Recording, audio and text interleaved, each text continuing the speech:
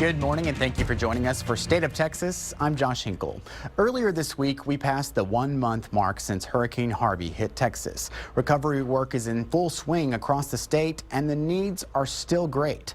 People in Corpus Christi lined up for hours on Monday waiting to sign up for disaster food relief benefits. It's a federal program called DSNAP, Disaster Supplemental Nutrition Assistance. It provides short-term help to buy food for families recovering from a disaster. A massive cleanup continues from Hurricane Harvey in Houston. Debris is piled high and deep along many curbs in the city. Historic floodwaters reached the second floors of some homes, at times touching rooftops. Floods damaged more than 40,000 homes across the city. Harris County commissioners approved $20 million to buy more than 200 homes that flooded during Harvey. The money will help speed up the buyout process. The county would normally wait to get federal grants to pay for buyouts. Instead, they'll spend the money now with the expectation they'll be reimbursed in the future by FEMA or the state. But we're starting to see some strains in the solidarity between leaders in Texas and in Houston. At issue, why the state won't use money from the Rainy Day Fund to help people in need right now. There's no doubt it will take a lot of money to pay for recovery efforts after Hurricane Harvey.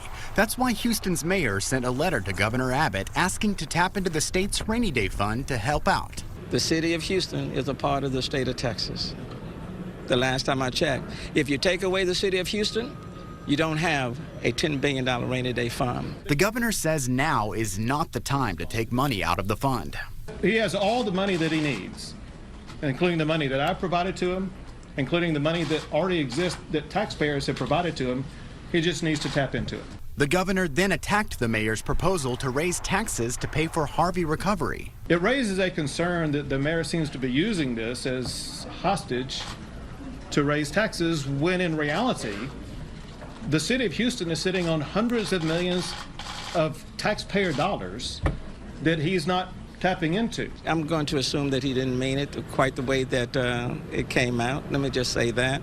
On Friday, Governor Abbott and Mayor Turner came together to settle the feud and move Houston's recovery effort forward.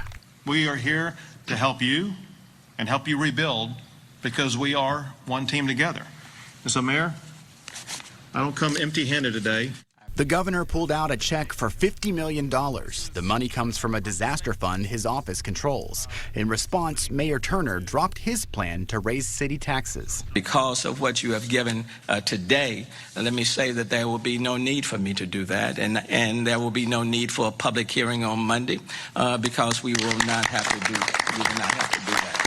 So why won't the governor tap the Rainy Day Fund now for Harvey relief? Joining us now for Perspective, Alana Rocha from the Texas Tribune and Houston Chronicle reporter Mike Ward. Welcome. Thank you. How are you? So Harvey seems like a disaster, like what this fund is intended for. So what was the hesitation in using it? I think that the costs are just unknown, the magnitude of what they're dealing with. I mean, you know, I think the governor himself has thrown around a figure of $150 to $180 billion. The fund has about $10 billion in it. So I think that, you know, all three are in rare agreement as far as Lieutenant Governor Patrick, Governor Abbott, and House Speaker Joe Strauss, in that they don't need to call lawmakers back. If anything, there's enough money in the system to where they can move things around now and then make good on that money when they come back in 2019. Go ahead. See, the state operates on a 2-year budget. So the state can spend forward out of the current budget, and then when they come in session in 2019, they can make up any shortfalls out of the rainy day fund. And she's right. This is a huge disaster. It's 180 to 200 billion with a B. And so the governor and the leadership at the legislature has been insistent that they don't want to start spending a whole bunch of money right now out of the rainy day fund, because they've got available funds, A, and B, the feds are also kicking in a larger share to on the recovery effort than they have in the past. So there's money available, but it's just a matter of whose fund are you going to tap and when, and I think that's what the point of disagreement has been over. You know, we'd heard that Mayor Turner has used the argument that Houston is the one that makes a lot of the money for the rainy day fund because it comes from oil and gas revenue. You know, is that a good argument, just because it's in your backyard, that you should be able to tap that fund? Well, if everybody starts putting dibs on certain chunks of the money in the rainy day fund because their area contributes more or less, then that's going to get a statewide fight going. And it is a state fund for the benefit of all the people across the state. So I don't think that argument's going to go far in Austin. What do you think? Yeah, I mean, I think that, you know, we had this, I'd call it kind of a honeymoon period after, you know, the disaster hit, because of course you remember leading up to this, there was a huge, you know, tension between the governor and the leaders of these big cities, which are contributing to the economy. And then you had, you know, very much on the same page after Harvey hit between Governor Abbott and Sylvester Turner, the mayor of Houston. But then that all kind of unraveled Monday. So yeah, I mean, staking claim because these refineries and things like that that contribute to the fund are in your backyard is, yeah, getting into the weeds a little. Yeah. But if you look at other storms in other states, hurricanes particularly, generally there's the recovery effort to find survivors, get people out of the disaster areas, save people. Then you move into a period where people start the recovery. And about a month after these things hit, when the paperwork starts clogging up and everybody wants everything done immediately and it can't get done that fast, that's when you get conflicts between local officials and state officials and federal officials over why can't stuff happen fast enough, why can't we get more money in here. So if anything, this is kind of following the usual pattern of these disasters. Where we're at, kind of point in time. Now, to use the rainy day fund, lawmakers would have to come back and talk about it a little bit. Yeah, and then they both need 2/3 support in the House and Senate in order to get that money. So yeah, it's not an easy process. And again, $10 billion in a scope of maybe $180 billion disaster is a drop in the bucket. Right, and some people have said that Governor Abbott might want to be avoiding another special session because he has launched his re-election campaign, right? And that could bring some other things that could pop up. Who knows what could happen during a special session, right? Right. I mean, you know, I think after the first special session, I mean, he could, you know, we talked about how he could declare a victory even if, you know, he didn't pass 20 for 20, which is what he was going for, which in a system designed to kill bills seemed a little unrealistic at the start. But, you know, the fact that he got certain measures, you know, important to his base passed in a 30-day time frame, I think he can claim as a win. And yeah, another one might be a risk. And politically, he is running for re-election. This is still a work in progress, this recovery effort. And to bring the legislature in now to have 181 people trying to tell you how you ought to spend money is probably just going to drag the process out. Especially when the Republicans aren't always, you know, united. We have the Freedom Caucus and the maybe more moderate members. And I'm sure with all the legislators, everybody's going to have a different idea about how much money should be spent, where it should be spent, whether we ought to be spending it on other things. And so that'll slow the process down. I'm sure that everybody will be on the same page about exactly how to spend how much and where, right? Especially those lawmakers who aren't on the coast. I'm sure. Right. So no more late nights at the Capitol for you for a while. Maybe. We'll see. We have a long list of interim charges we got from the House Speaker and Lieutenant Governor, so. That's true. Yeah. All right. Thank you very much. All right. Thank Sure. you. People who needed help during Harvey didn't always get it from calling 911. Pleas on social media saved the day for a lot of folks. Now researchers at UT are looking closer at what happened and how to save more lives in the future. They shouldn't be stuck in our jails. This is about not overcrowding the system and then giving the opportunity to low-level, nonviolent offenders. Crimes that used to send people to jail now just get a ticket. Why some of the biggest cities in Texas are changing their policies and following the example set here in Austin.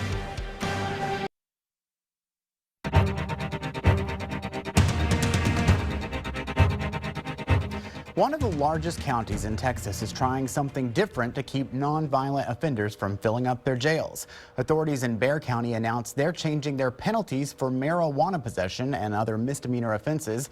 Before, people who committed those crimes would end up in jail. Now, officers can give them a ticket and let them go.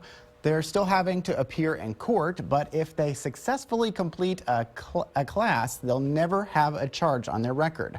The sheriff says it's a waste of tax dollars to put minor offenders in jail.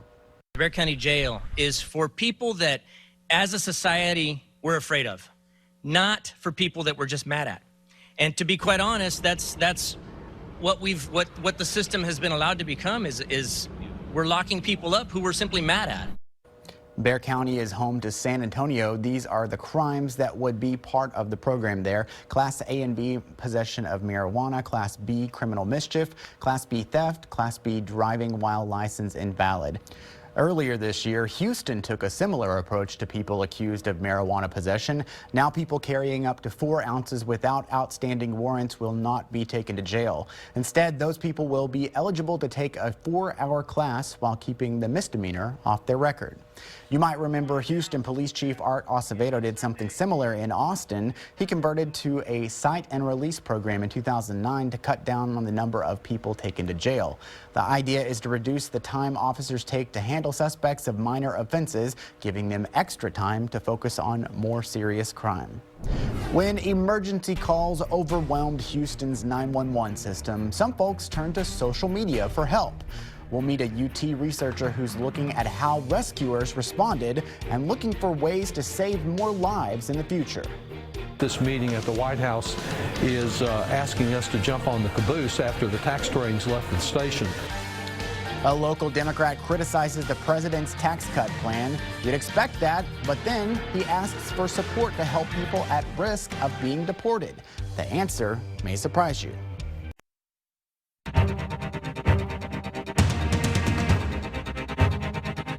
Our framework includes our explicit commitment that tax reform will protect low-income and middle-income households, not the wealthy and well-connected. President Trump calls his tax plan a middle-class miracle, but the White House now faces questions about how the plan matches up with the president's promises. As you heard, President Trump says his plan is focused on helping the middle class, but critics say many of the benefits go to the wealthy. The plan cuts the top tax rate to 35%, and it eliminates some taxes that help the wealthy save, including the estate tax. The president says middle-class taxpayers benefit largely because his plan raises the standard deduction. But the plan also gets rid of many other deductions that middle-class earners take. So some people could see an increase in what they pay even though their tax rate is going down. Texas Senator John Cornyn supports the plan. He says changing the tax system is long overdue. Well, it's time for us to show that we understand the plight of hardworking American families and people of all economic levels, that we are hearing them when they say they simply want to keep more of the paycheck that they earn, and they want us to lower their cost of living by lowering the tax bite out of the paycheck that they do earn. But others on Capitol Hill believe that tax cuts could hurt more than they help. One watchdog group says President Trump's proposal could cost the government more than $2 trillion over the next decade.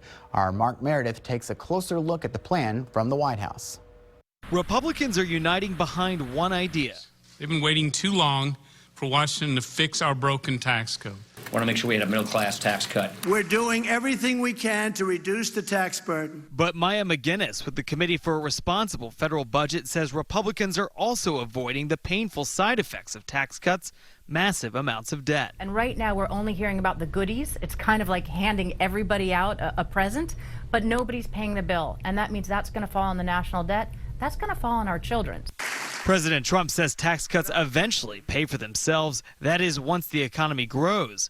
But Senate Democratic leader Chuck Schumer says that doesn't add up. The administration can pay for a $5 to $7 trillion tax cut through growth is simply selling a bill of goods using fake math. But some fiscal conservatives insist that tax cuts will grow the economy. Senator John Kennedy of Louisiana tells me tax cuts will work, but that budget cuts are also necessary. I'm very mindful of the deficit, and we're going to have to do some things that make some people unhappy. You can't make everybody happy. House Republicans will begin debating who will be left unhappy next month. That's when the House Ways and Means Committee will begin writing its tax plan. In Washington, I'm Mark Meredith. Representative Lloyd Doggett was part of a group of Congress members who met with President Trump the day before he announced his tax plan.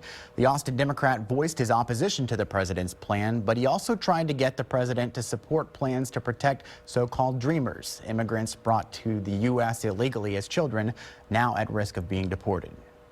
He indicated support for acting on behalf of the Dreamers and referred to his previous meeting with Ms. Pelosi and Mr. Schumer. But what I called on him for was some leadership here. If we simply rely on a Republican Congress that has blocked protection for Dreamers in the past, we won't get anywhere. He complained about Republicans abandoning him on health care, and I suggested they would abandon him on the Dreamers if he did not exert some forceful leadership and make that the top priority. Doggett said he told the president that action on tax cuts should come only after Congress resolves the future of the Dreamers. I mean, it's incredible to see what people do when they come together for a common cause. You've heard the story of the NFL star who raised more than $30 million for Harvey relief, but find out why J.J. Watt now faces criticism over the money. Posts on Facebook and Twitter helped rescuers find people who needed help during Harvey. Now, researchers at UT are looking closer at those posts and how they could help save more lives in the future.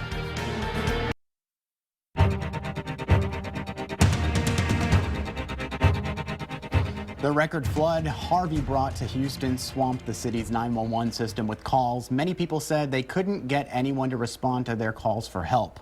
A lot of them turned to social media where people looking to help saw their stories, then came to the rescue. Now there's an effort to study how social media helped save lives during Harvey, and the University of Texas is leading the way. And joining us now is Dr. Carrie Stevens, an associate professor with UT's Department of Communications. Welcome. Thank you. So you found some dramatic examples of people using social media to get help during the hurricane. We did. As soon as things started happening, we started realizing that people were posting on social media, using their own personal networks to call, especially when 911 went down. And then we saw groups started self-organizing and started rescuing people themselves. It was a pretty exciting type of rescue because so much was done and people were working together. I know one of those dramatic examples that was very visual was the nursing home that's been talked about all over the nation. Very dramatic pictures that were coming out of there. Yes, we saw a lot of images like that. And those images are really easy to either pass on through Facebook or tweet them. And so you can pass them through lots of different social media. And then what we saw that seemed to capture people's attention, and people were very empathetic and really felt like that was horrible, and so something needed to be done. Now, you got a grant from the federal government to study this issue. Tell me about that. Yep. So we just got our project funded through the National Science Foundation, and we're really going to be looking for essentially what were the needles in the haystack. So the idea behind that is the needles were the calls for help that people issued, and the haystack is the host of media, including social media, where people issued their calls for help. So it could include 911 calls, it could include social media, and friends and family as well. Was this unique to Harvey, or have studies like this been done previously? Yeah, so studies have been done that are related in various types of disasters and emergencies. But what made this really unique is that there were a lot of people who needed to be rescued, so there were a lot of calls for help. And it exceeded the capacity of official organizational channels. And so then we saw these volunteer groups that self-organized and set up these amazing systems to go out and rescue these people. And so that is some of what made it unique. And then the other thing I think that made it unique is that social media was so extensively used during this hurricane. And we saw a little bit of that in Sandy as well, but it was very prolific here. What happens now? What do you hope to do with this information? So our hope is that we can take the voices of the people. My team will be interviewing people in Houston on the ground. We'll also be in Florida interviewing people and learning, how did you issue your call for help? What decisions did you make? Where did you post? Did you post multiple places? And using that data from people's actual experiences, we'll then go out and we'll look at what social media was collected across multiple platforms. And we'll know how to target the search terms to look specifically for the things we heard from the words of the victims themselves. That will allow us to then develop this machine algorithm to go out and look for additional calls for help. So our third phase of the project, we have 2 different groups who have agreed to work with us and let us test our algorithm in fresh new calls for help and emergencies that happen. It's an exciting and important project you've got there. Thank you. Thank you for joining us. We'll have to check back with you after you get all started. Thank you. Appreciate it. Here's more evidence of the power of social media. A Twitter post launched a multi-million-dollar Harvey relief effort. Houston Texans football player J.J. Watt made a plea for people to give in the days after the storm. His goal was to raise $100,000. Last week, Watt's campaign topped $37 million in donations. But now, some people are criticizing Watt's foundation because that money has not yet reached people who need it now. Watt says he's taking the time to make sure the money gets to organizations that do the most good. Over the last 2 weeks, it's been sit-down meetings in person with some of the organizations. It's been phone calls. Again, just making sure that I do it, all my due diligence and do my due justice because, I mean, it's $37 million. Watt's teammate Deshaun Watson is also in the headlines for helping some Harvey victims. The rookie quarterback gave his first NFL paycheck to 3 cafeteria workers at the team stadium. Each of the women lost their homes and cars in the flooding. Watson's check, divided 3 ways, works out to about $9,000 for each employee. But it's not just athletes stepping up to help.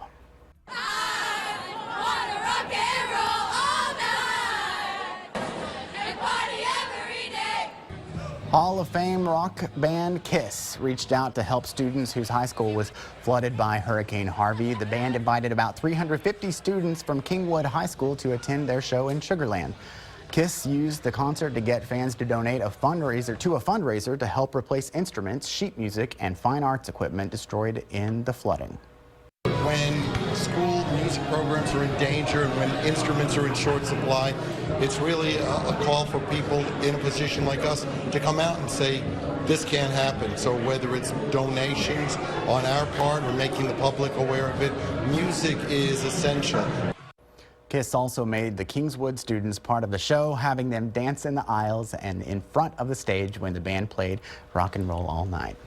Thank you for joining us for State of Texas. Stay tuned for Meet the Press coming up at 9. I'm Josh Hinkle. Have a great day.